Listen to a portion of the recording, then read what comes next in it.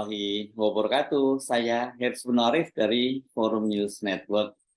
Petugas Komisi Pemberantasan Korupsi (KPK) yang melakukan penggeledahan di rumah dinas Menteri Pertanian Syahrul Yassin Limpo menyita sejumlah barang bukti yang diduga terkait dengan kasus dugaan korupsi yang dilakukan oleh Menteri Pertanian Syahrul Yassin Limpo. Juru bicara KPK Ali Fikri mengakui petugas menyita uang tunai puluhan miliar dalam bentuk rupiah dan mata uang asing. Selain itu, petugas KPK juga dikabarkan itu menemukan dan menyita 12 senjata api. Ini benar-benar luar biasa ya. Untuk apa ini kok sampai ada 12 senjata api ini?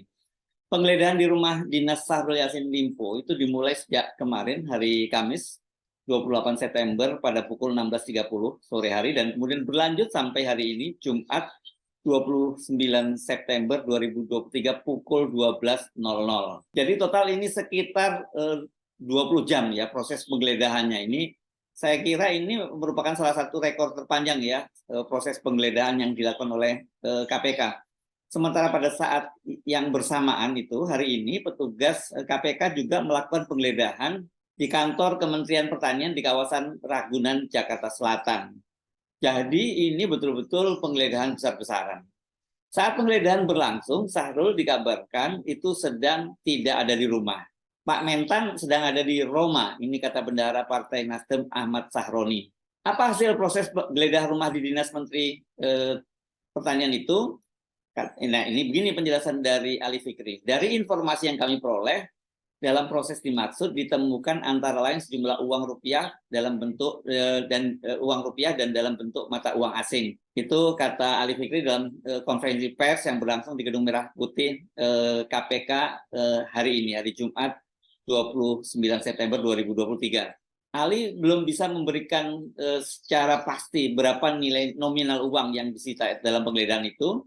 Tapi diperkirakan nominalnya mencapai puluhan miliar dan wartawan itu menyaksikan bahwa tugas KPK itu membawa alat penghitung uang. Ini saking banyaknya ini saya kira ya.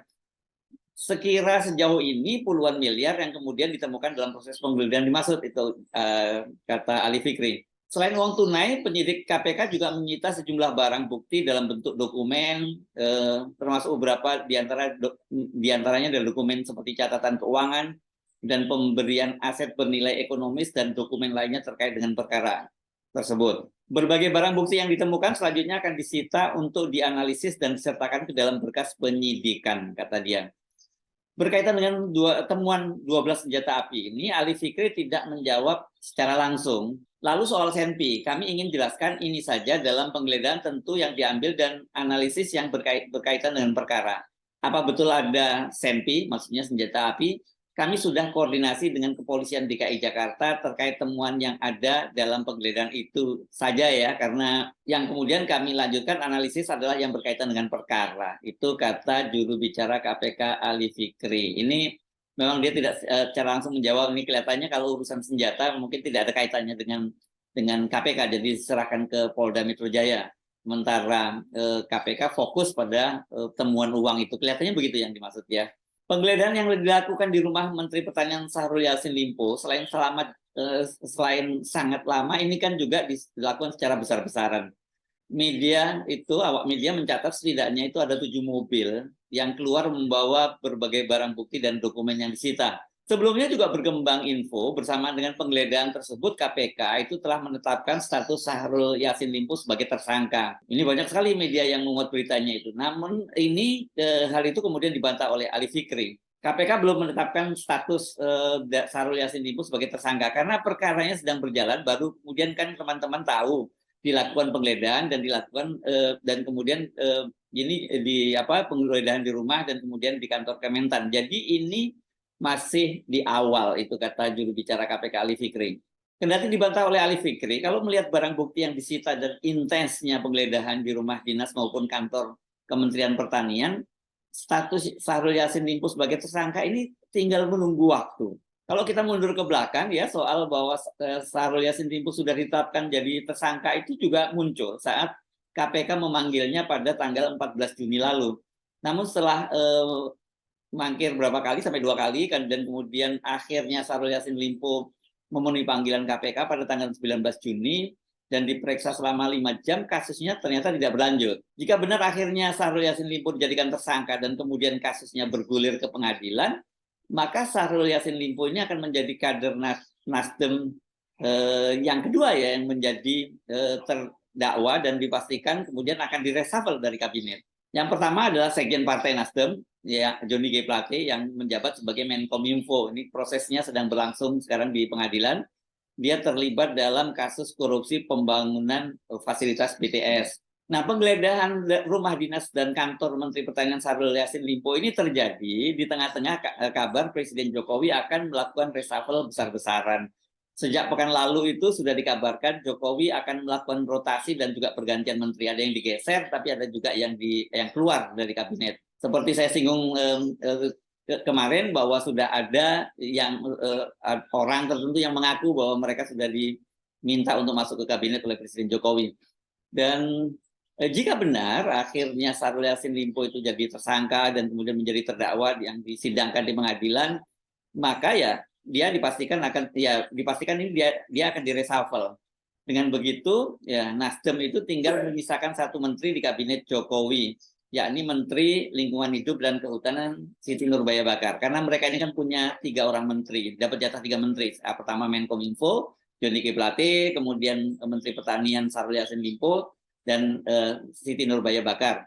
Nah, ketika Johnny G. Plate akhirnya di reshuffle itu, Nasdem tidak mengajukan nama dari kadernya sendiri, dan akhirnya Presiden Jokowi kan memilih Ketua Umum Projo, ini relawan Pro Jokowi, Budi Aris Setiadi sebagai Menkominfo setelah sebelumnya dia menjabat sebagai Wakil Menteri Desa. Nah, apakah penggeledahan oleh KPK ini bagian dari proses bersih-bersih kabinet dari kader Nasdem?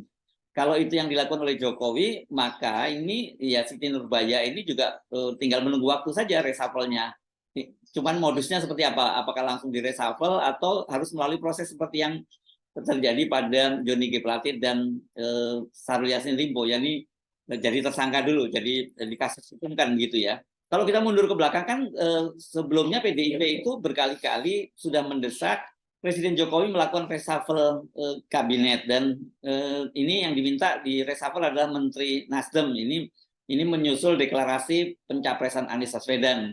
Karena alasannya ya pada waktu itu karena sudah tidak satu visi, tidak sejalan, ya harusnya di reshuffle. Apalagi katanya kinerja beberapa orang dari Menteri Nasdem itu dianggap tidak cukup bagus oleh kader PDIP ya.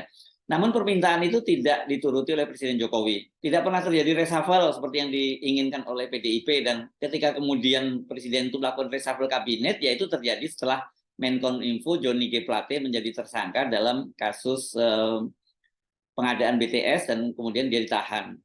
Nah, tapi tadi seperti itu yang saya sebutkan bahwa yang dipilih menjadi penggantinya itu bukan dari kader PDIP, tapi justru dari relawan Projo.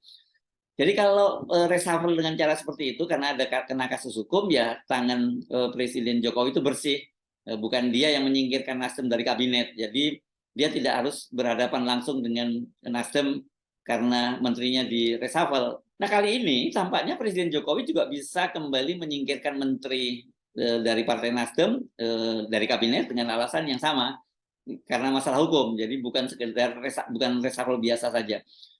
Kasus Syahrul Yassin Limpo ini ya mau tidak mau memang dikait-kaitkan dengan masalah politik, terutama pencapresan Anies.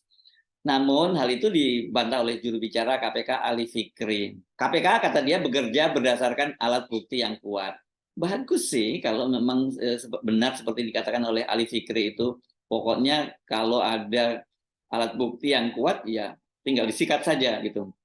Tapi kan orang kemudian juga bisa melihat bahwa banyak dari partai-partai lain sebenarnya juga yang tersandung kasus hukum, tapi sampai sekarang itu kok belum diproses oleh KPK.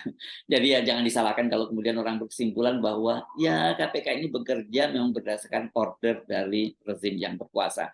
Saya Subhan Arif dari Forum News Network. Sampai jumpa lagi. Wassalamualaikum warahmatullahi wabarakatuh.